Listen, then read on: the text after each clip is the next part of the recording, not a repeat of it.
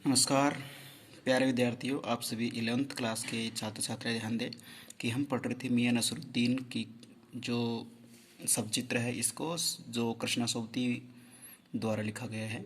इसमें हमने देखिए कुछ पाठ पढ़ लिया था कि पत्रकार महोदय और जो कृष्ण सोबती हैं वो मियां नसरुद्दीन के पास आते हैं और आकर के वहाँ उनसे विभिन्न प्रकार की रोटियां बनाने की जो तालीम है वो पूछते हैं। तो तालीम की जो अंतिम पंक्ति चल रही थी, हमने देखा था कि वो पूछते हैं कि आपने तालीम कहाँ से पाई है। तो उस पर जो मियां नसरुद्दीन है वो पांच झारी सिर को हिलाते हुए और उनसे प्रश्न पूछते हैं। उसके बाद में देखिए आगे का जो पॉइंट वो हम पढ़ने जा रहे हैं। तो देखिए इसमें दे रखा है कि मैं मियां नसरुद्दीन जोश में आ गए और हमने न लगाया होता खोमचा तो आज क्या यहाँ बैठे होते। तो यहाँ वो अपने इसकी बात करें कि ये खोमचा जो रोटी बनाने का है, ये हम अगर नहीं लगाए होते तो आज कहाँ बैठते। मियाँ को खोमचे वाले दिनों में भटकते देख हमने बात का रुख मोड़ा। आपने खानदान नानबाई होने का जिक्र किया, क्या यहाँ और भी नानबाई हैं। मियाँ ने घूरा घूरा मतलब देखा, घूर कर देखा। बहुतरे खानदानी नहीं, सुनिए दिमाग में चक्कर काट गई। अर्थात खानदानी यानी कि बहुत देखे लेकिन खानदानी नहीं देखे, यानी कि जो पुश्तैनी है वो नहीं देखे। एक बात हमारे बुजुर्गों में बादशाह सलामत ने यूँ कहा, मियाँ नानबाई कोई नई चीज़ खिला सकते हो, हुक्म कीजिए जहाँपना। ठीक है, बादशाह है सलामत ने पाया कि कोई ऐसी चीज़ बनाओ जो न आगे से पके न पानी से जले, यानी आग से। ध्यान रखना, ये बहुत अच्छी लाइन दी है कि बादशाह सलामत का ये उदाहरण दिया है इन्होंने मियां नसरुद्दीन ने, कि वो पूछ रहे हैं कि कोई ऐसी चीज़ खिलाइए जो न भाई पानी से बनी हो और न आग से पकी हो, ऐसी चीज़ खिलाइए। तो क्या उनसे बनी ऐसी चीज़ है? क्यों न बनती साहिब, बनी और बादशाह सलामत ने खूब खाई और खूब सराही हुई। सराही का मतलब कि प्रशंसा की है। तो ये पूछ कौन रहा था? ये देखिए पत्रकार महोदय पूछ रहे हैं और मियां नसरुद्दीन ने बताया कि बादशाह सलामत ने हमसे ऐसा भाई जो आग से पकी ना हो और पानी से बनी ना हो ऐसी वस्तु खाने के लिए पूछी और हमने बनाकर उन्हें खिलाई भी। लगा हमारा आना कुछ रंग लाया चाहता है, बेसब्री से पूछा। वह पकवान क्या था? कोई खास चीज़ ही होगी। मियां नसरुद्दीन कुछ देर सोच में खो गए और फिर बोले, सोचा पकवान पर रोशनी डालने को ही है कि। नसरुद्दीन साहिब बड़ी रुखाई से बोले, यह हम न बतावेंगे, बस आप इतना इतना देखिए शब्द है इतना, ये उर्दू शब्दावली के शब्द है इतना। इतना समझ लीजिए कि एक कहावत है कि खानदानी नानबाई कुएं में भी रोटी पका सकता है। ये एक कठिन कार्य होने की, ये कुएं में बैठ के रोटी पका सकता है, ये उनका एक अनुभव बोल रहा है, एक्सपीरियंस बोल रहा है। कहावत जब भी गई हो, हमारे बुजुर्गों के कर्तव्य पर ही पूरी उतरती है। अर्थात ये जो कहावतें बनती हैं ना, ये किसी व्यक्ति ने उस जमाने में कोई नया कार्य किया, उसी के आधार पर कहावत बन गई है। मजा लेने के लिए टोका, कहावत ये सच्ची भी है क्या? मियाँ ने तरेरा ने थोड़ा घूर कर देखा, ठीक है, क्रोध से। तो मियाँ ने तरेरा, और क्या झूठी है? आप ही बताइए, रोटी पकाने में झूठ का क्या काम है? झूठ में रोटी पकेगी क्या? क्या पकती देखी है कभी रोटी? जनाब पकती है आँच से, समझे? सिर हिलाना पड़ा। ठीक फरमाते हो, इनसे ही बताते हो। अब थोड़ा आगे देखते हैं, इसमें देखिए। इस बीच इस बीच मियाँ ने किसी और को पुकार लिया। किसको पुकारा था? मियाँ रहमत को। इस वक्त किधर को, अर्थात कहाँ जा रहे हो, उनसे पूछ लिया। अरे वह लौंडिया ने आई रुमाली लेने। अब ये देखिए उनकी शब्दावली का, क्षेत्रीय शब्दावली का हो जाता है। यहाँ लड़की के लिए बोला जा रहा है। आप जानते हो कि यूपी जो इलाका है, यूपी क्षेत्र में क्या होता है, यूपी राज्य में कि कुछ जो डिस्ट्रिक्ट है वहाँ के, उनमें ये शब्दावली का प्रयोग किया जाता है। लड़कियों को इस तरह बोला जाता है और जैसे कोई बेटी हो कोई भी, उसको इस तरह पुकारा जाता है। तो ये वहाँ की शब्दावली जो हमें थोड़ी अखरती है, हमें थोड़ा अलग लगती है। तो न आई रुमाली लेने। अब ये देखिए रुमाली को नोट कर लीजिए। रुमाली का मतलब, जैसे कुछ लोग जो अपने हैंकी रखते, रुमाल रखते हैं ना छोटा, तो उसको रुमाली बोली जाती है कुछ क्षेत्रों में। तो रुमाली एक ही बात होती है। और यहाँ पे रुमाली का मतलब है रुमाली प्रकार की रोटी। ठीक है, शाम को मंगवा लीजिए। ठीक है, मियाँ एक बात और आपको बताने की जहमत उठानी पड़ेगी। पत्रकार महोदय कहते हैं कि मियाँ जी आपको एक बात और मतलब बताने की जहमत, जहमत का मतलब समस्या या परेशानी उठानी पड़ेगी, अर्थात बताइए। मियाँ ने एक और बीड़ी सुलगा ली थी और जो कुछ फुर्ती पा गए थे। आप जानते हो कुछ ये व्यक्ति जो मेहनत करते हैं ये है ना, बीड़ी तंबाकू पीने के बाद कुछ इनमें अलग ही जोश आता है। तो एक बीड़ी और सुलगा ली उन्होंने। पूछिए, अरे बात ही तो पूछिएगा, जान तो न लेवेगे उसमें भी, अब क्या देर है। 70 के हो चुके फिर जैसे अपने हिस्से ही कहते हो। वालिद मरहूम तो कूच किए 80, पर क्या मालूम हमें इतनी मोहलत मिले न मिले। देखिए यहाँ से एक दे रखे कि ये अपने आप को बता रहे हैं। जब पत्रकार महोदय ने पूछ लिया कि हमें एक आपसे प्रश्न पूछना है, प्रश्न पूछने के तरीके के लिए क्या कहते हैं कि आपको थोड़ी समस्या होगी, थोड़ी जहमत उठानी पड़ेगी। तो ये तरीका होता है किसी अगले से बातचीत करने का। तो पत्रकार महोदय ने ऐसा प्रश्न किया तो उन्होंने कहते कि अरे भाई प्रश्न ही तो पूछोगे, जान तो नहीं लोगे ना, आप प्रश्न पूछ सकते हैं आराम से। और अपने बारे में कह रहे कि जो अब देखिए 70 के हो चुके हैं, तो कह रहे हैं कि हम लगभग 70 साल के हो चुके हैं। और फिर कह रहे हैं कि इनके जो वालिद है, यानी कि इनके पिताजी की जो मरहूम है, जो मर चुका है, पिताजी की जो मृत्यु हुई थी वो हुई थी लगभग 80 के समथिंग, है ना। और ये कह रहे क्या पता कि पिताजी तो 80 के होने के बाद भाई स्वर्ग सिधारे थे, उनका देहांत हुआ था। और क्या पता हमें इतनी मोहलत था, हमें इतना समय भगवान दे ना दे, अर्थात हम 80 के होके मरे पहले मर सकते, ये इसका मतलब था।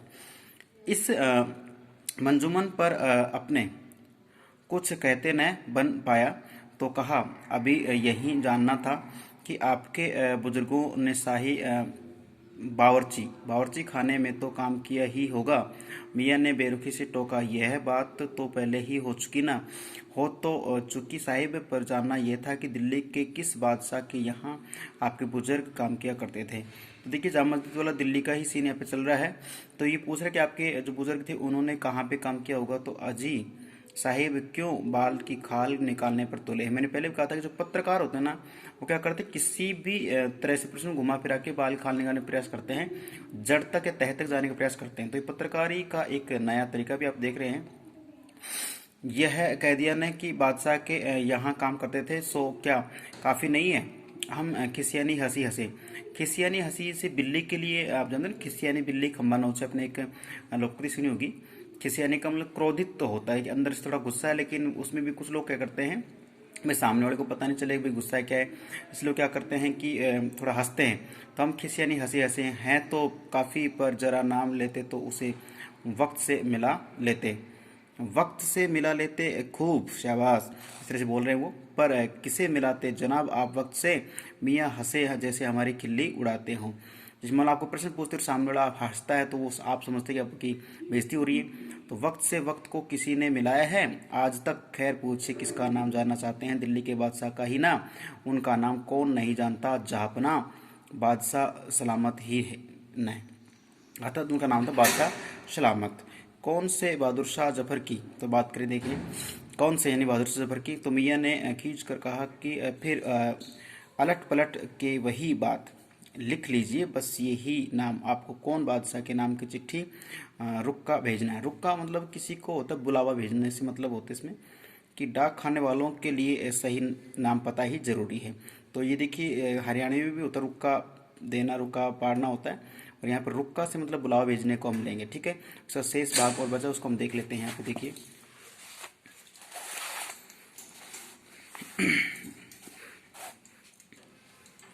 हमें बिटर बिटर अपनी तरफ देखते पाया तो सिर हिला और अपने कारीगर से बोले, अरे ये तो बब्बर मियाँ भट्टी सुलगा दो तो काम से निपटे। ये बब्बन को पुकारे कि भट्टी को अब आप शुरू कर दीजिए।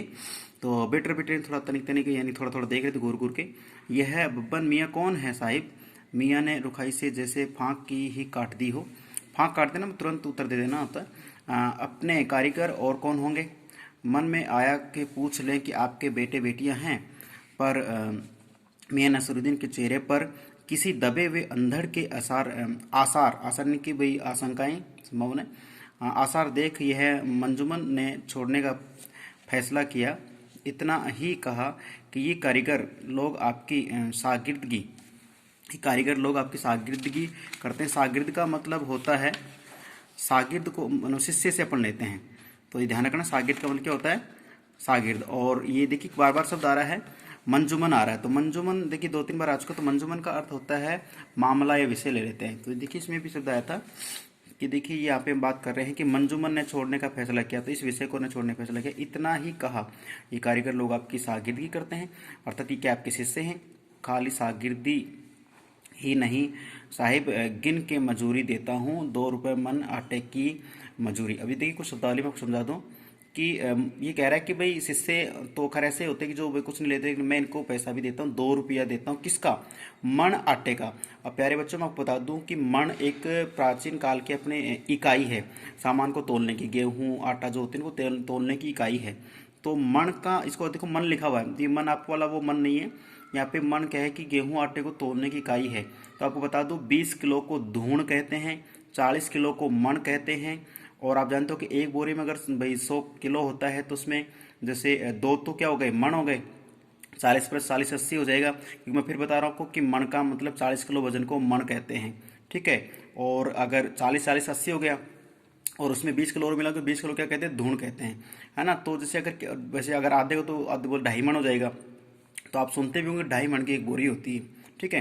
तो मण का मतलब क्या होता है, 40 किलो को।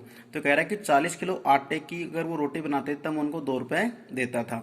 4 रुपये मन देने मैदे की मजूरी।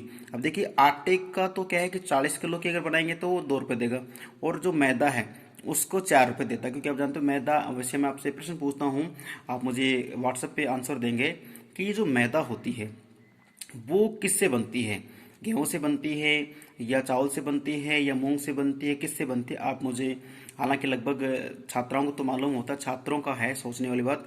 तो मुझे आप है ना सभी 10th 11th क्लास के छात्र छात्र ध्यान दें कि जब भी आपको टाइम मिले तो मुझे व्हाट्सएप पे बताएं कि जो मैदा है वो किस अनाज से बनती है, ठीक है। तो कह रहे हैं कि मैदा को अगर ये भाई आटा लगा हुआ मैदा का आटा है उससे रोटी बनाते हैं उसको 4 रुपये देते हैं, कितने के, वो 40 वाले के। और गेहूं का अगर आटा है तो उसके 2 रुपये देते हैं। ज़्यादातर भट्टी पर कौन सी रोटियां पक्का करती हैं मियाँ को अब तक इस मंजूमन यानी इस विषय में कोई दिलचस्पी बाकी न रही थी, फिर भी हमसे छुटकारा पाने को बोले। बकर खानी, सीर माल, ताफतान, बेसनी, खमीरी, रुमाली, गांव दीदा। और यहाँ पे दे रखा है एक आपके लिए गांजेपन तुनकी, फिर तेवर चढ़ा हमें घूर कर कहा। तुनकी पापड़ के ज़्यादा महीन होती है। तुनकी देखिए ये रोटियों के प्रकार बता रहे हैं हम अपने प्रश्न में कौन कौन सी रोटियां थी, तो आप यहाँ से लेकर यहाँ तक रोटियों के प्रकार जान सकते हैं। ये क्या है कि जो तुनकी रोटी होती है वो पापड़ से भी ज़्यादा पतली, महीन पतली। तो सोचो हम जो पापड़ खाते हैं, मैदा वाला पापड़ खाते हैं ना कभी शादी पार्टीज में, वो तुनकी जो है रोटी वो पापड़ से भी पतली होती है। अब सोच के देखिए कैसे तो वो बनती है, कैसे सिकाई की जाती है उसकी। महीन, हाँ किसी दिन खिलाएंगे आपको। एकाएक मियाँ की आंखों के आगे कुछ कौंध गया था तो कुछ याद आया उन्हें। एक लंबी सांस भरी और फिर किसी गुमशुदा याद को ताज़ा करने को कहा। उतर गए वे जमाने, अर्थात वो जमाने चले गए हैं, जमाने बीत गए हैं, समय बीत गए हैं। और गए वे कदरदान, कदरदान अर्थात जो भाई आप किसी के लिए कुछ भाई एहसान करते हो या किसी लिए कार्य करते हो उसको कदरदान कहा जाता है।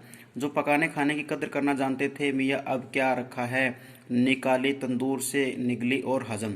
अर्थात पहले रोटी का एक तरीका होता था, समय दिया जाता था आटा लगाने में, रोटी बनाने में, परोसने में तरीका होता था। आज का क्या होता है, फटाफट लगाते हैं और तंदूर से निकालते। और आप शादी पार्टीज में जाते होंगे, देखते होंगे जो बफर सिस्टम होता है उसमें सब ज़्यादा भीड़ या तो तंदूर के पास होती है, फिर पूड़ी निकालने के पास होती है। और वहाँ पे जो सामान्य पर्सन हो या कोई वीआईपी हो, सब ऐसे ही लाइन में लगे रहते हैं। और ऐसा लगता है कि वो जैसे पता नहीं किसी ने खाना बहुत दिनों तक खाया नहीं होगा, तो ऐसे फटाफट की मुझे दो ऐसा रहता है। तो ये बता रहे कि जो ज़माना बीत गया कि पहले एक तरीका होता था तंदूरी रोटी का, और आजकल क्या है कि भाई तंदूर से निकले और तुरंत खाते ही हजम हो जाती है। तो बात ही इस प्रकार से। तो प्यारे छात्र छात्राओं, आप जानते हैं कि ये जो लेसन था हमारा, इसकी जो सब चित्र के आधार पर जो कहानी थी मैंने आपको पूरी बता दी है। इसको आप ठीक से रीड कीजिएगा और इसके जो प्रश्नों के कुछ छोटे प्रश्नों का उत्तर देने का प्रयास कीजिएगा। और जिस छोटे प्रश्न दे भी रखे कि मियाँ नसरुद्दीन को नान भाइयों का मसीहा क्यों कहा, मैंने बताया था आपको। लेखक मियाँ नसरुद्दीन के पास क्यों गई थी। बादशाह के नाम का प्रसंग आते ही लेखक की बातों में मियाँ नसरुद्दीन की दिलचस्पी क्यों खत्म होने लगी। तो सारी बातों को उत्तर इसमें है भी। और फिर अगर आपको नहीं लगता है कि भाई नहीं ढूंढ पाएंगे तो मैं आपको इसके नोट्स भी बना के दूंगा। तो ठीक है, आप इसको ठीक से नोट कर लीजिएगा और ध्यानपूर्वक इसको पढ़िए। ठीक है, नमस्कार, तब तक के लिए धन्यवाद।